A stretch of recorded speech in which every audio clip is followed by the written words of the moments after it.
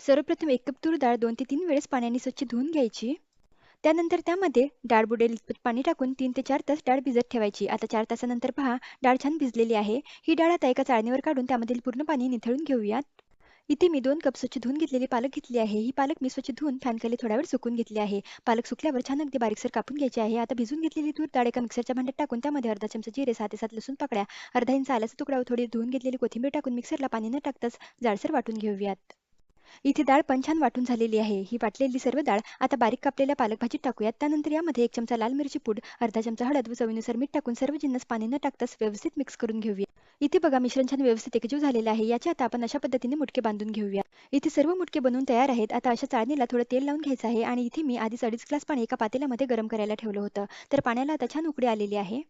या उकळत्या पाण्यावर ही चाळणी ठेवूयात. या चाळणीवर आपण बनवून घेतलेले मुटके ठेवूयात आणि यावर झाकण ठेवून 15 ते 20 मिनिटे लो टू मीडियम गॅसवर ही मुटके वाफवून घेऊयात.